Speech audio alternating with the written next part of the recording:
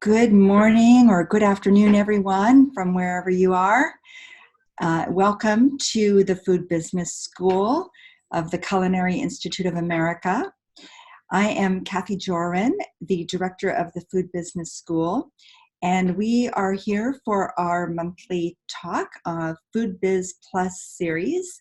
The FOODBIZ Plus is a monthly program, roughly monthly, of online conversations between Food Business School hosts and food industry experts exploring the latest opportunities and threats in food business. So thank you for joining us today. The Food Business School is the Center for Graduate and Executive Education at the Culinary Institute of America, just about 3 years old and offering these programs at these levels. And our mission is to enable and empower our students to design, deliver, and lead transformative innovations that address the world's most pressing food systems challenges. And as I mentioned, what we also believe are its greatest business opportunities. So just a little bit of housekeeping here. We are going to chat today with our guest for about 40 to 45 minutes.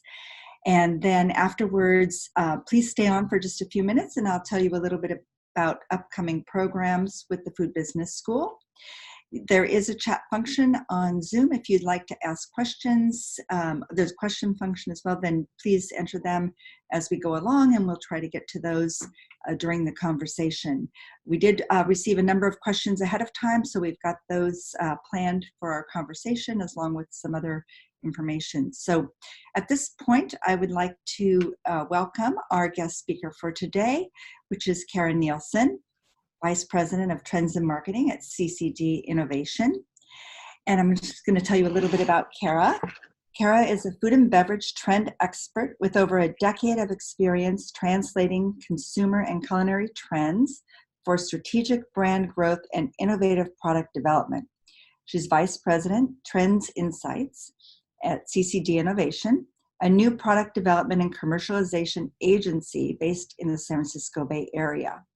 Kara was trendologist at CCD Innovation for many years earlier in her career, and also has work experience creating and sharing consumer and culinary content at Innova Market Insights, Sterling Rice Group, and CEB Iconoculture Consumer Insights. Kara is a frequent speaker on food trends and industry trade shows and conferences, and is quoted regularly in national and industry media. Her success at placing trends in larger societal and cultural context comes from her background in culinary arts and restaurant hospitality, as well as her master's work in gastronomy at Boston University. She is a strong advocate for the value of understanding trends in the food industry, and in today's discussion, Kara will share the differences between a trend and a fad and how to look at trends strategically. So let's get started. Kara, would you like to tell our listeners a little bit more about your background and how you became an expert in trendology? Yes, well, it certainly has been an interesting journey. And as many people who work in the food industry knows, there are all kinds of ways to find your path. And I started my path as a culinary professional, or even earlier as an eater, like we all are. I really loved baking and pastry, and so I eventually became a pastry chef. And in part, I went to college and have a French degree and was able to study in France. And if you've ever been to France or Paris, you know there's a bakery on every street practically. And that really fueled my interest in pastry arts and also food culture.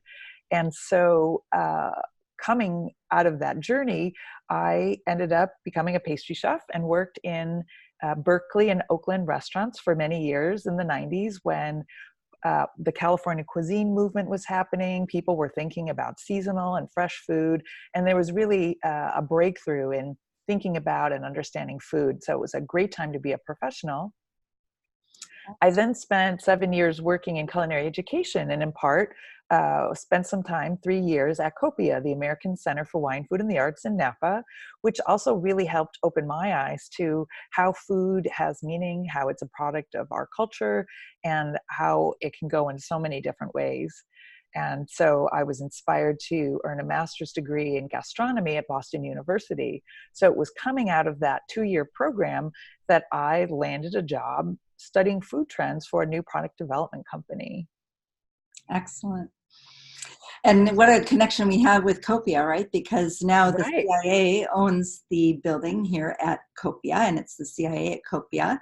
And the Food Business School is actually officially based here at Copia. So all kinds Yeah. of connections in this small world we have here. Right. Great. And so is your work focused on trends in general, or is it more specific to trends related to the development of specific product categories related to your clients? Mm-hmm. How does that work? Right. So I think that's a really important thing to establish right away when we think about trends. I mean, there's trends in everything, any, movie trends and restaurant trends, of course, but trends in all kinds of consumer goods. And so I really invite people when we're using this term to think about what we're really talking about. And when I started at CCD, at the time it was the Center for Culinary Development. It had, the company was founded in the early 90s and was unique in the product development space for bringing chefs, culinary arts, and food trends into the product development process. And so thinking about an innovation journey or how a new product or menu item gets created, there are all kinds of inspirations and inputs, but you're always looking for some kind of insight. And so the Center for Culinary Development at the time had created a partnership with a market research firm to publish frequent market research reports on culinary trends.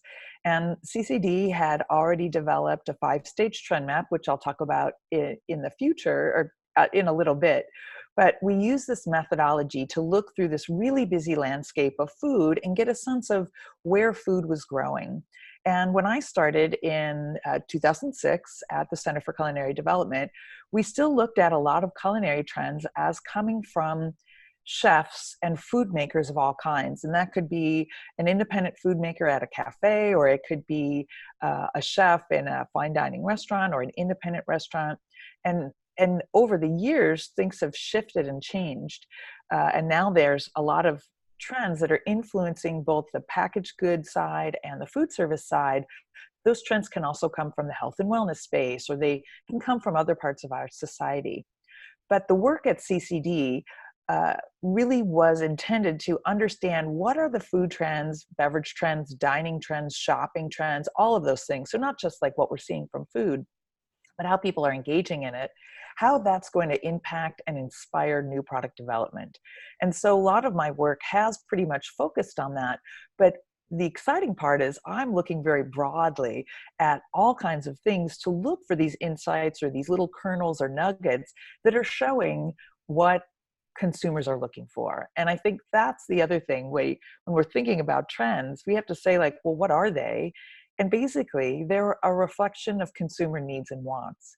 And if you're in the business of developing food, there's always sort of a consumer insight behind a reason to develop something. And so it's matching that insight around what a consumer might be looking for with what we're seeing in the marketplace and putting those two together in hopefully a novel and exciting way that's going to lead to some kind of new food or menu item that will then drive business for the client. Right, right. That's great. Thank you. So continuing on with defining terms, let's understand a little bit about how you define trends and why are they important to food business and how do things become trends? And I know you've got a slide here we want to take a look at while you talk about this. Right. So this is, I think this is very helpful for people when we think about this big world of trends. And like I said, trends are really something that are growing. They're growing and increasing in scope and becoming better known. Trends, we believe, are driven by, consumers' needs and wants. So when we think about this broad world of our consumer space and our society, most trends that are way down on the ground that you see in a restaurant or a grocery retail, they're influenced by some higher level force. And these are the macro societal trends. And there's a couple different ways of looking at and mapping out those trends. One way that I like to use is looking at what's going on from a societal standpoint, from economics, from the environment, from technology and politics. And anyone who's has an MBA or has studied food business recognize these as the STEEP, the acronym for societal, technological, economic, environmental, and political trends. But really, it's these things that it's a way of categorizing all these things that happen to us. So most broadly right now, we're talking a lot about climate change and global warming. So that's environmental.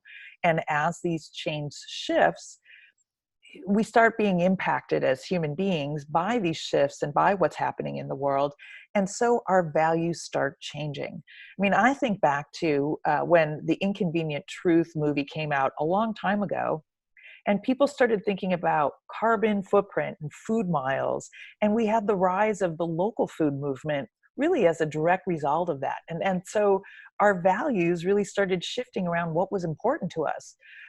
Suddenly it became important to think about food locally. And there were a series of books or programs or restaurants all about getting food or sourced from within 100 miles, if you remember. Yes. And so this is a really clear shift in values. And so as our values change as human beings, the items in the marketplace that are going to meet our new values are also shifting. And so we have the marketplace then responding to these new needs and values. Another example I like to use is compostable, disposable silverware. Mm-hmm. So when we think about that, didn't used to exist. It never was something you could find. But our values started changing to the point where, you know what? We don't want to keep throwing away all this plastic silverware or styrofoam containers or, fill in the blank. And consequently, the market starts responding to that because there's a shift in values. So this trickle-down effect coming from societal forces through our human value set, then recognized in the marketplace, is really sort of the bigger view of understanding trends. And if you want to really get a broader viewpoint into what's happening in 10 or longer years, you really have to look at these forces to get a sense at what will people be dealing with? How will their needs change? And so what are the things, the food items, the food or beverage or dining trends or shopping trends, how can we create something that's going to meet those needs in the future? And so you can see here on this diagram, it kind of walks us through how those forces then impact the marketplace, which is represented at the bottom with our icons. Right. No, it's so important, and to realize that we're actually responding to what's going on in the world and in our, and like you say, with our changing our values because of what's going on in the world. Right. So on my next slide, you can see we at CCD, and this is one of the things, over the course of my work, I've continued to learn more and understand about what we call trend drivers. What you're looking at here, the consumer value streams, is CCD Innovation's proprietary way of talking about those. And we have bucketed some of these core consumer values into 4. And you'll see nutrition, the source, culinary culture, and identity and self. Now, behind each of these 4 are quite a few different values. We've simplified it in a way to make it, clear and more understandable for our clients and for our work. But behind each of these is sort of a host of values. But I think these are the biggest forces driving innovation in both packaged food and food service. And you can, see really clearly nutrition. We talk a lot about nutrition, and there's always a host of trends, whether it's sugar reduction or a new functional ingredient that's in a food, that's coming and being driven by values around nutrition.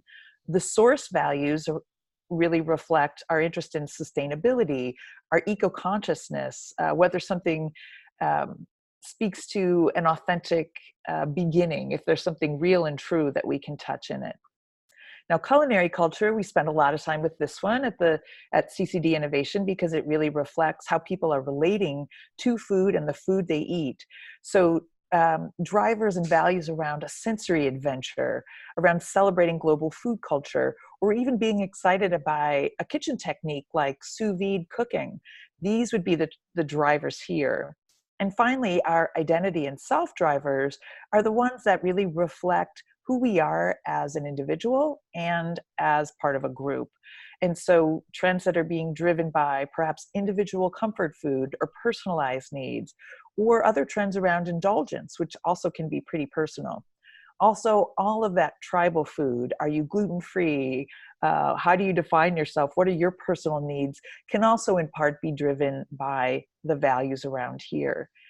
Now, I'll show you, I have another slide that's going to illustrate this, but let's go on to my next slide, which is the 5-stage trend map.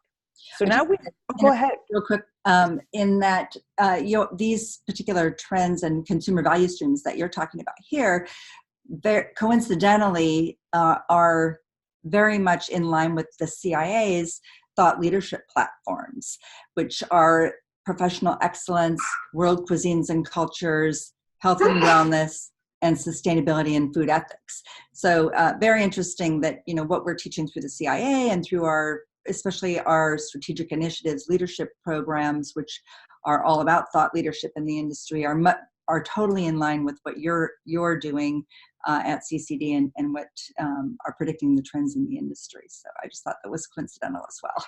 Well, I think you bring up a really good point, and I don't think it's a coincidence. I think, you know, these are really the biggest forces of change, and, you know, you're in the business of bringing thought leadership that's going to help educate the food business leaders. And so these are sort of the problems that we're dealing with, both from how, you know, food is an agricultural product. So of course we're looking at sustainability. Food is nourishment. So nutrition and health is so intrinsic, but we also have that culinary foundation of recognizing the culinary parts that make food what it is as a part of culture. So it's really helpful to look at food and think about these pillars. And it also helps companies try to understand, how are they delivering? You know, which of these things are they delivering against? You don't have to deliver against all of them. You don't have to solve every problem, but it's a nice touchstone for all of our business leaders and thinking about food businesses that are going to be addressing both the manufacturing side as well as the cultural piece, and, you know, how food is impacting our lives and our health. So exactly. I think we're all in the same boat. And the culinary culture piece is so important, because in addressing all of these other important areas, if whatever we're offering to consumers is not craveable and delicious, then the rest of it right. Because people won't want it, right? Absolutely. So I'll move on to your next slide here. There you go.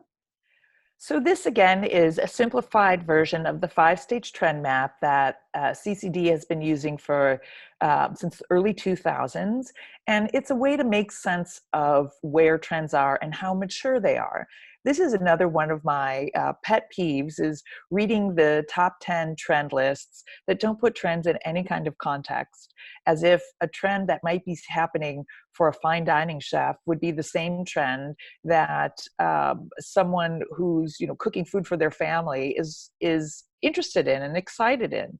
And so this sort of helps us show the path that many trends take to becoming mainstream. And I'll point out that food, ingredients, cooking methods, those types of things that may be very popular in stage 1, a lot of trends don't make it past a stage 1 or stage 2. So let me walk you through what these stages are.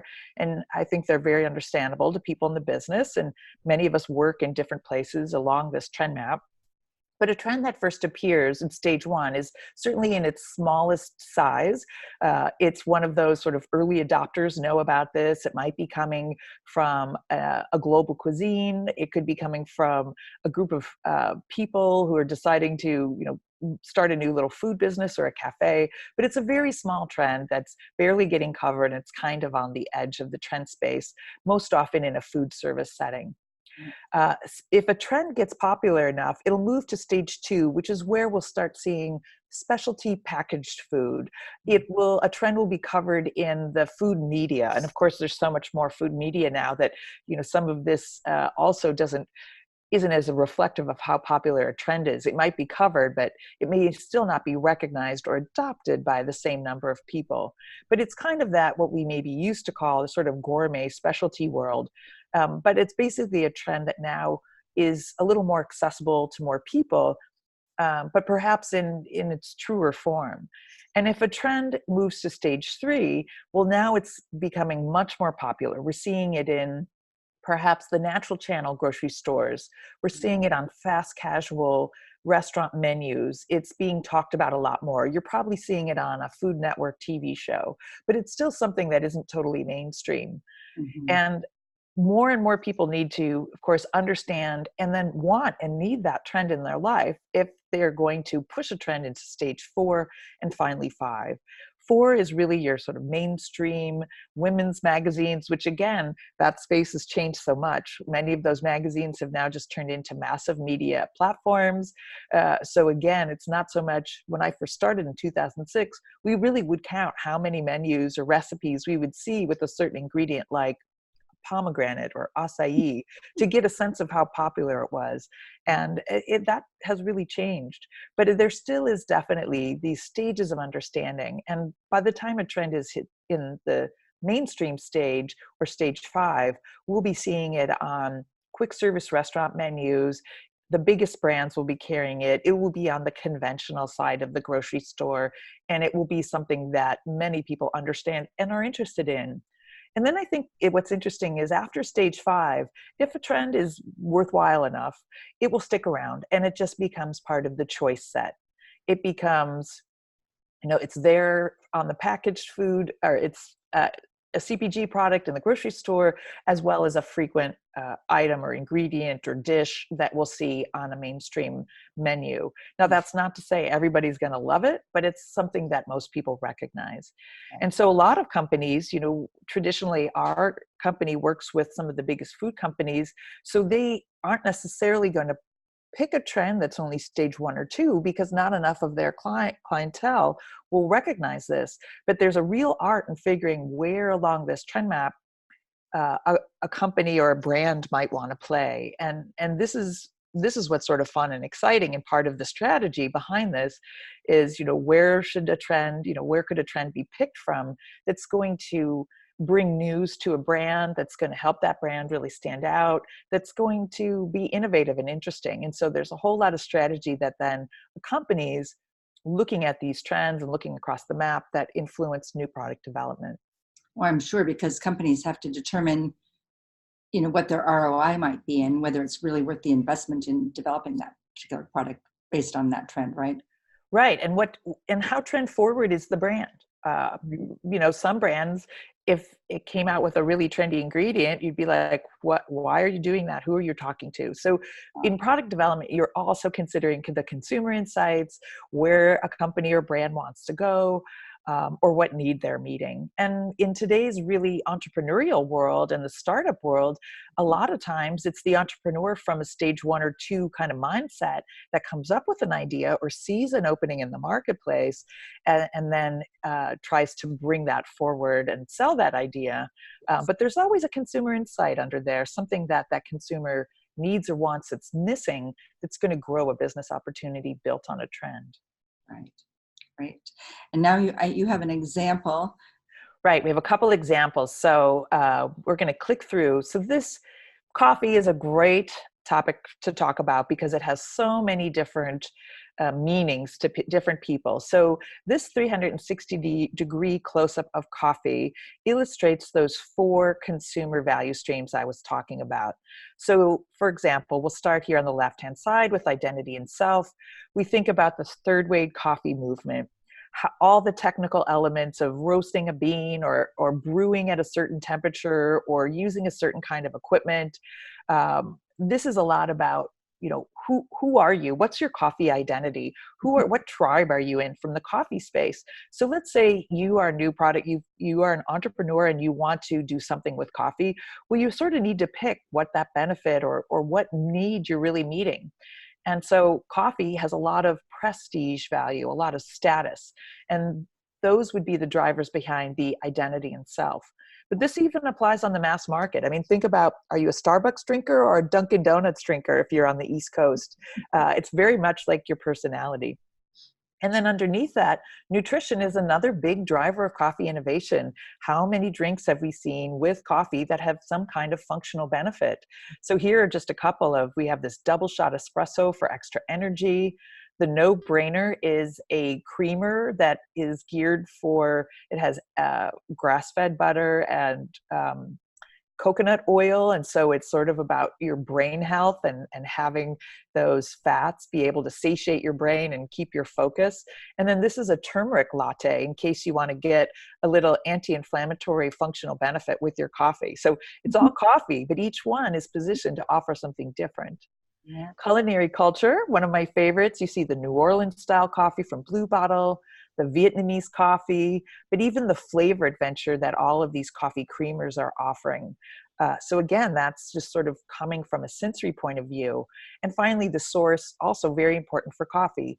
Where is it from? Is it fair trade? Is there a fair trade practice behind it? Is it grown biodynamically? So you can see these are all different elements and all different drivers that are pushing coffee trends into the mainstream. Mm-hmm. Great example. Thank you. And then I'll just close up my examples with our next slide on the cold brew coffee trend map. So the other thing to remember about the trend map is things that are very popular in our mainstream can also have an expression all across this trend map. So in the stage one space, we look to see like, well, what are bartenders doing with cold brew coffee? And so we have a restaurant in Chicago that has a nitro brute little coffee cocktail using their cold brew coffee. Meanwhile, in the stage two space, the kind of specialty health natural channel, we have a non-dairy ice cream made, it's like a cashew milk or coconut milk ice cream made with a cold brew flavor. Here, the Wild Ophelia cold brew coffee, that's from the founder of Vosges Haute Chocolat. So a very lovely specialty brand, but now really commonly found in the natural channel using cold brew in all different flavors. And then as we get a little more popular, Bed Bath & Beyond is selling a cold brew coffee maker, and Starbucks, of course, has its own cold brew. So here's one item, and you can see how it's expressed in a lot of different ways for different people all across our foodscape. Seems like that's happened really quickly, although I imagine it's not as quick as it seems, but boy, cold brew has spread incredibly to all these different products in a relatively short time. Right, and that's a really good point. You bring up about trend adoption. It goes much faster now than it used to. You know, when did you first see cold brew, and where was that? And then how did that cold brew coffee grow and move into different parts? And so these are the decisions that food business people need to think about. If when do you pick up on something? Is it right for you? And are the consumers that you're targeting, have they gotten to that trend adoption space? Right. So how do you determine how quickly trends are adopted, or is it happening faster now than it used to? And Right. It's definitely happening faster. And that's because there's so many more sources for information. You know, consumers see the everyday shopper or coffee drinker now is online. They're part of various social groups. They're perhaps seeing cold brew on tap at their workplace. So you have to think about, where are people coming into contact with these trends? How do they learn about them? And then, or even where are they in that space? But basically, you know, again, this is where you look at those drivers, you look at who these consumers are that you might be targeting, and recognizing that trends do go faster than they ever used to, which means people hear about them, they're curious, they try them, but if there isn't a benefit for them, they may not ever buy that product. You know, it may take somebody a while to get around to trying cold brew, and then they decide whether it's for them or not. So I was an early cold brew adopter. I loved cold brew in part because you could get it in a bottle that you could reseal and take on an airplane with you and have all day. And it also gave you a really good punch, but it was very mellow and smooth. And so I really loved that. And now we see other people appreciating those benefits of cold brew, but also they may be coming at it from a flavor adventure standpoint, or just whatever meets their need. Yeah, or it's the new way of calling out a coffee flavor in an ice cream. So that trend has grown, and once you see it in the Starbucks, you recognize that more and more people know it, and it does grow faster. But then trends also kind of sputter and burn out a little faster too. Uh-huh. Well, that makes sense. Exactly. So let's talk about how you might define a trend and what differentiates it from a fad or something that is much more short-lived. Right. So this is the great question. And I love talking about trends versus fads. And I want to just remove any negative connotation from both of those. And one of the things I've noticed lately, because of all our food media and because the sort of overuse of the term trend, it's sort of now synonymous with fad, meaning not worth investing in, or it's going to burn out really quickly, or it's not very significant. So it is really good to think about, well, what is the difference? So we really see that fads, they burn really fast and bright. There's a ton of coverage, there's a ton of buzz. All of a sudden, everybody's talking about it. But typically, fads don't meet the needs of a broad enough segment of the population.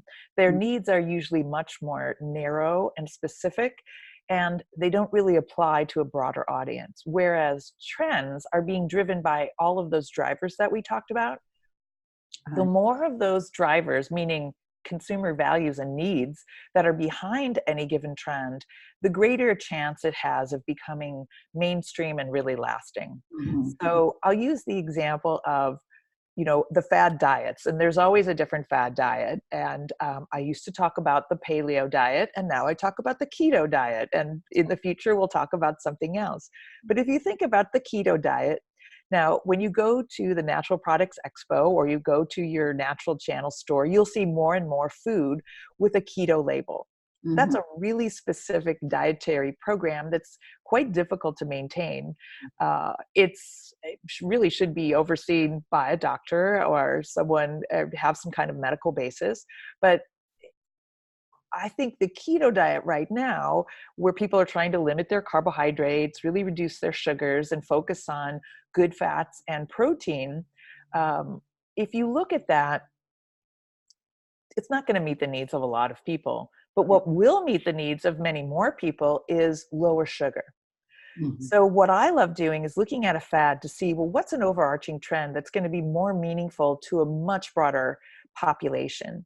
And so if we think about the sugar issue, meaning the dietary issue, it relates to diabetes, it relates to people's chronic health issues, inflammation, cancer. We've learned a lot about how sugar and the amount of sugar that is traditionally in people's diet is really not healthful. It's not good for them, and it's not good nutrition. And so we've seen changes in the food label. We've seen a real rise in different high intensity sweetener ingredients and more natural sweetener ingredients. Now, the keto diet is playing around with some of those different sweeteners.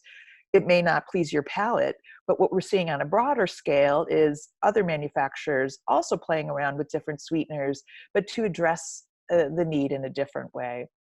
So the higher level trend there is sugar reduction, but it has a lot of different expressions.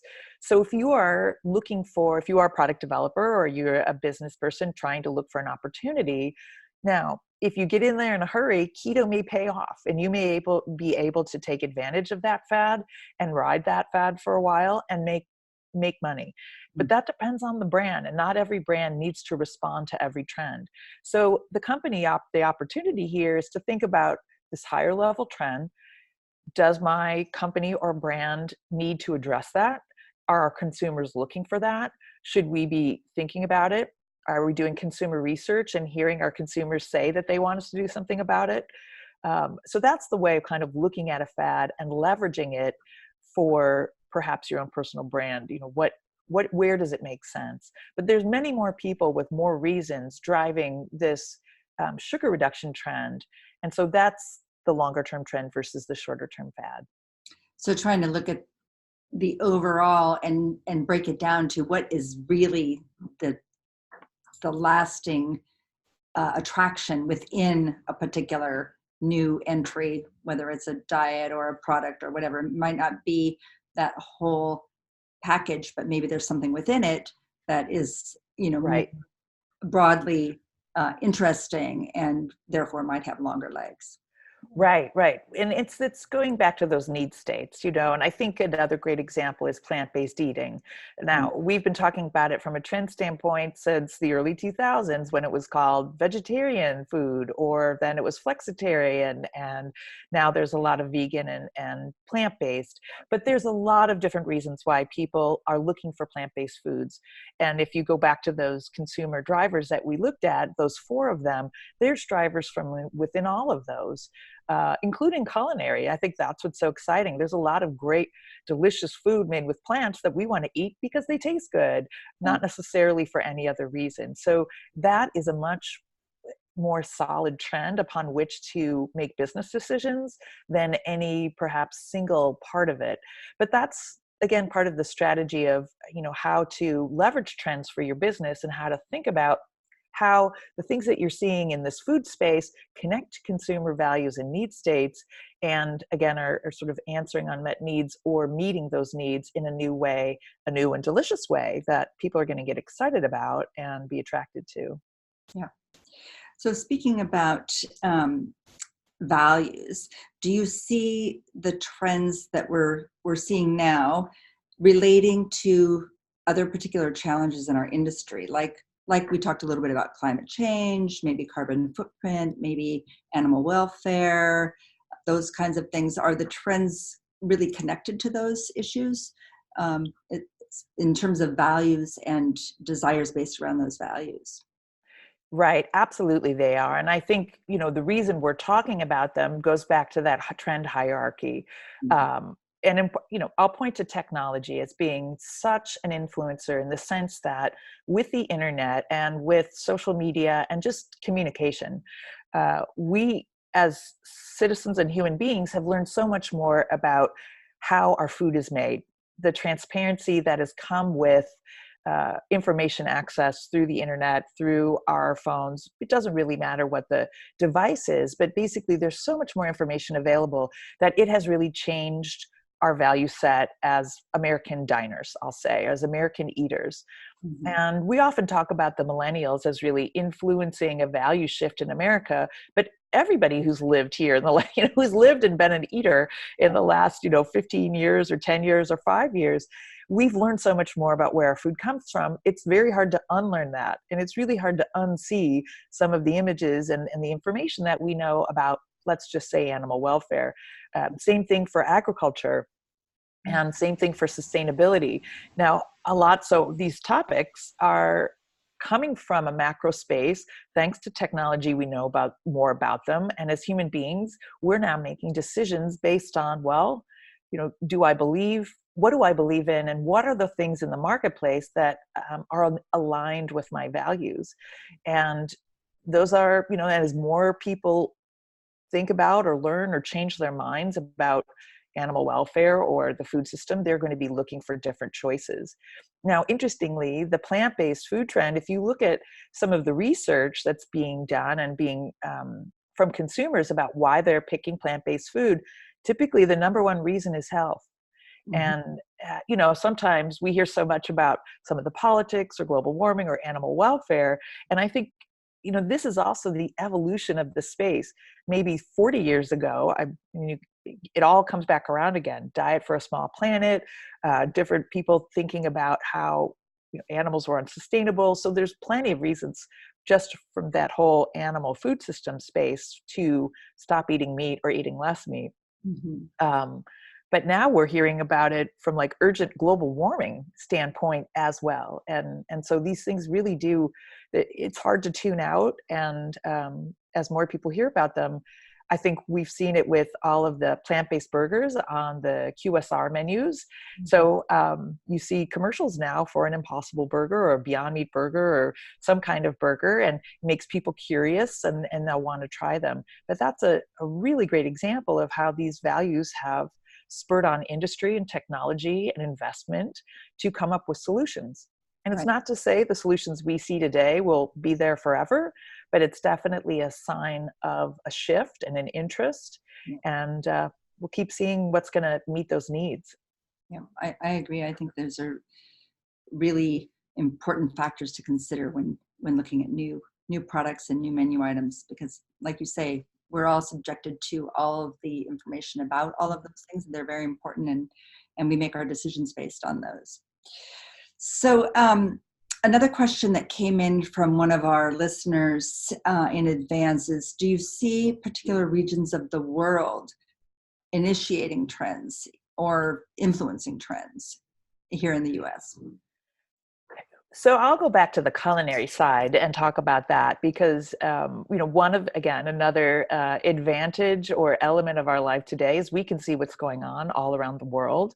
And there have been different places in the world that have influenced trends. Many years ago, it was Japan that kicked off the functional food trend. There were more foods there that were created, some with probiotics, and positioning them with a health benefit. This is many years ago. And so we can look to Japan in some ways as a place where functional food started. Now, we also know that there's a lot of people traveling, people trying food from different places, and there's definitely a through line from food and ingredients and culinary culture in different parts of the world that then find their way into the United States in a lot of different ways. Mm-hmm. One way is it comes through our people who have connections to those cultures, whether they're first generation or immigrants or third generation. If we look at the Korean food trend that has been growing now for the last 10 years, we can really look to the children of the Korean immigrants who immigrated after a certain point in time. There were some immigration laws that changed in the 60s. Korean people moved to the United States, started having children who then became third culture kids like David Chang and Roy Choi.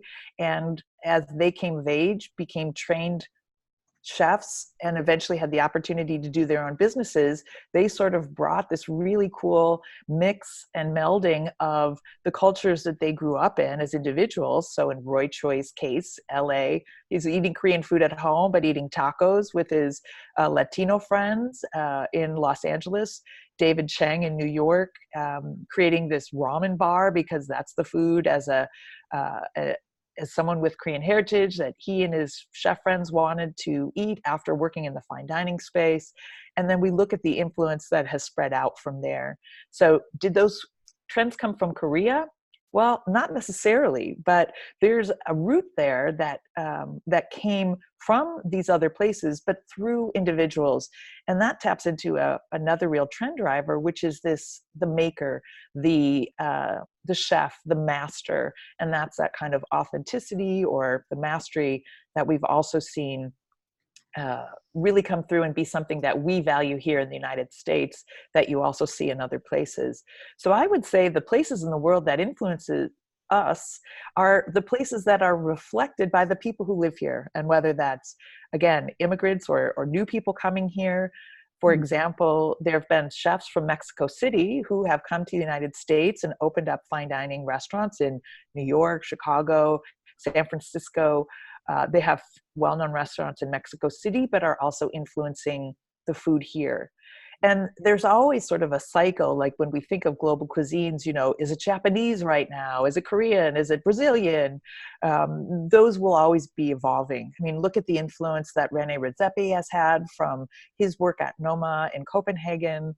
And I'm using actually a very sort of traditional culinary lens here of looking at a chef and all the people behind that chef that are bringing it forward.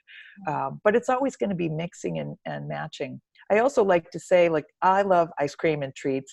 And every summer there's a new, different style of some kind of frozen ice cream treat that very often is coming from Taiwan. So, I like to look and see what's going on in Taiwan and China that relates to this frozen treat space. And so, Kathy, I have to ask you, have you had a cheese tea yet? No. So cheese tea, yeah, it doesn't sound so good when you say it that way. But a number of years ago in Taiwan and China, bubble tea shops started putting a layer of sort of salty mascarpone cheese, kind of frothy cheese. So think of like whipped cream or cheesecake. So it's a little salty cheesecake froth on the top of any of the teas that you might get. And it might also have the tapioca pearls in the bottom too. But this became this new, very sensory adventure type of thing. And so now in Berkeley, you can go and have a cheese tea if you Oh want. well, it's very interesting how these things make their way into our everyday world. And a couple of things that come to my mind too are these cultures that are coming in, like you're saying, through immigrants or other people who are bringing those authentic flavors into our country, which is so important, because as we travel around the world and experience these cuisines in other areas, when we come back, we want to have those flavors in an authentic way. So having people who are able to do that here is really great. But of course, there's also the option of creating them in a way that makes them more appealing to a larger market here in America, which is also really great. And speaking of things like health and wellness, a lot of those countries' cuisines historically are naturally more healthy than what we tend to think of as our American cuisine. So that's a great way to incorporate those cuisines and those cultures into our food as well. A question just came in, and I think it's interesting to address: how does convenient food integrate with the mainstream trends mentioned? Right. So convenience is always there. So I created a system for thinking about these trends. There's trends that sort of influence some of the shifts, but there's also these things that always have to be there in the American food industry, and convenience is one of them. Whether it's Betty Crocker cake mixes, which were created, we probably all know the story about how those were created, and focus groups, they learned that if the mom, I'll just say the mom or the wife, obviously these were geared to women at the time, didn't crack an egg and put it in there, they didn't seem like they were doing enough, and they didn't feel any pride in what they were making. And so they created the cake mix to have a little something to do, so you would feel good about it. So convenience, unfortunately, in some cases, is really an anti. It really has to be there, and it's just the level of convenience depending on, what, if it's a food item, and for product development, what day part is it? Where are people accessing it? How are they eating it? How are they cooking it? Convenience is always there. So usually you have to figure out the food, and the level of convenience is indicated at the get-go.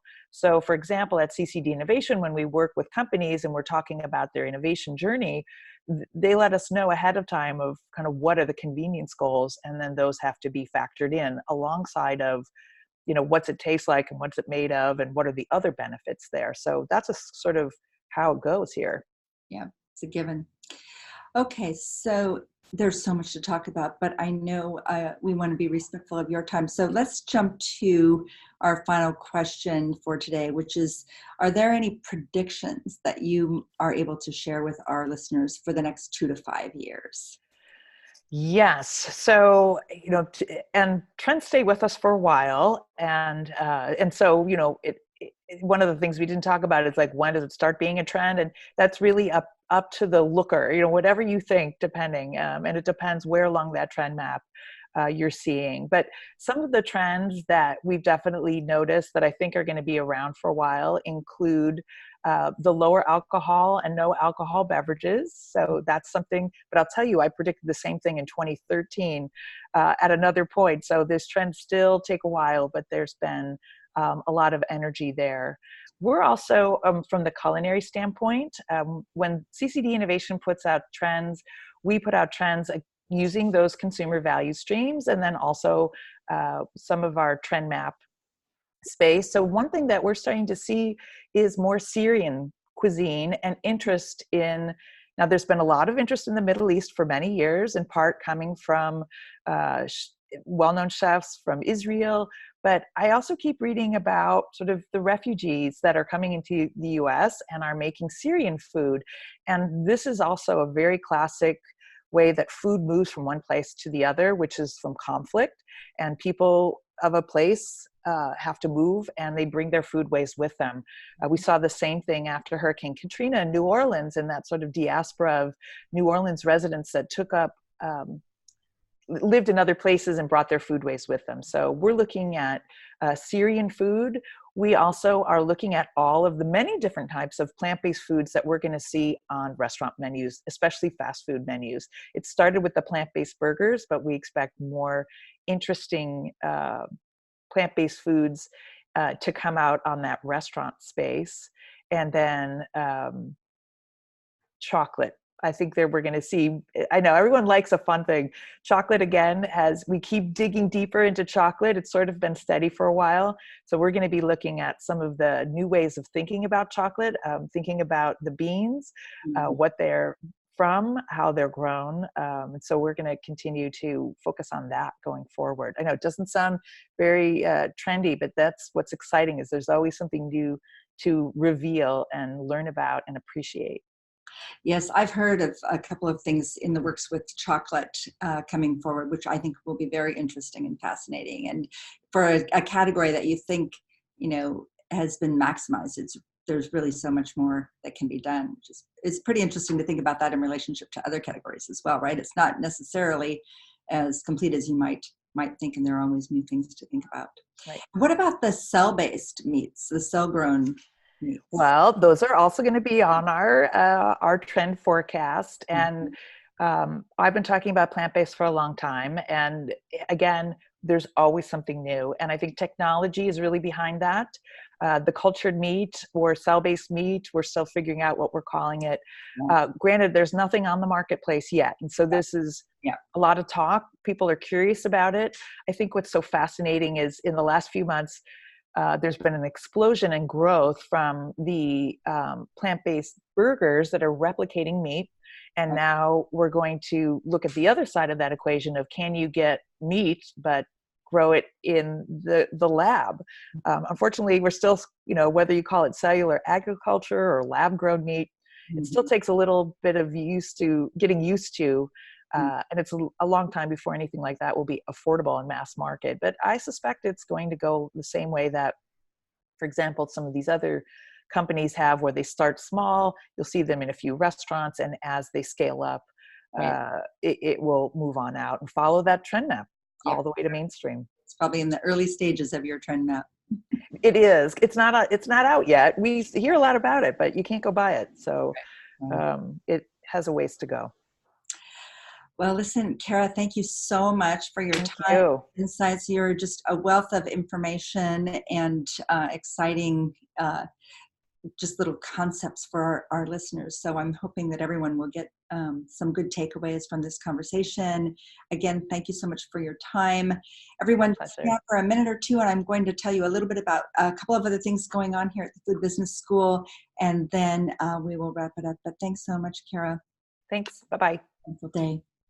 All right, everyone, I'm going to share my screen with you again and talk a little bit about a couple of things coming up. I wanted to let you know that we do have 3 online open enrollment executive education courses that have just started that you can register for at any time between now and the time they conclude, basically in December.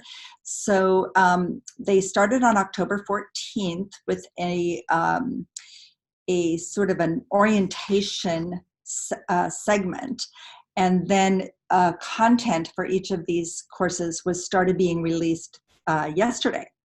And content will be released every week for 5 weeks. And in these courses, there's also an ongoing discussion forum with the participants in each course. Although the content release is complete after 5 weeks, the discussion forum continues for another 5 weeks beyond that, which takes you to the December date. When you sign up for one of these courses, the online content will be available to you indefinitely. So you can go back and access it, all the information that's provided by these incredible faculty teaching these courses indefinitely, and refer to it in your own businesses. These topics are all really pertinent to business startups or refining business concepts.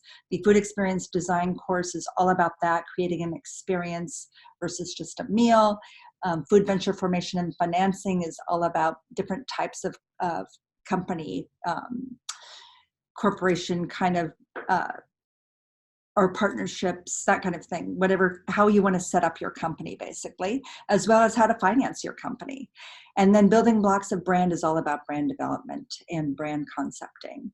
So these are wonderful courses taught by faculty who also teach in our master's degree program here at Food Business School, and very reasonable pricing at $149 each, or a special price for bundling all three. So I wanted to let you know that even though these have already started, you can sign up for them at any point. People sign up to them right up until the end of the course, because the content is available to you indefinitely, and basically they are asynchronous, so you interact with the content on your own time. Wanted to let you know about that. Also wanted to briefly mention our Master Professional Studies in Food Business, which is an online food business master's degree. And this one is a 2-year program that is intended for food professionals to be taken while you're continuing on with your life, your work, your family obligations, etc. It's people who are in the program have full lives aside from the program, and excel at taking 2 courses per semester, ultimately leading up to a master's degree in food business after 2 years. There's more information about this. You can reach it through our Food Business School website, or at ciachef.edu/masters. But foodbusinessschool.org has a direct link to this page as well.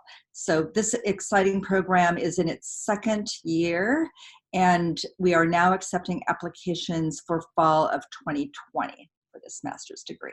So please check it out if you're interested. In terms of our Food Biz Plus series, we're going to take a break now for November and December, and be back in January with our continuing monthly conversations. So keep an eye out on our foodbusinessschool.org website for postings about the next speakers for the spring or early part of 2020 into the spring, and we'll look forward to seeing you back again. Thank you so much for joining us. I hope you found our conversation with Kara very valuable. She's certainly offered a lot of insights into food trends in our industry at this time. So thanks again for joining us, and have a wonderful afternoon.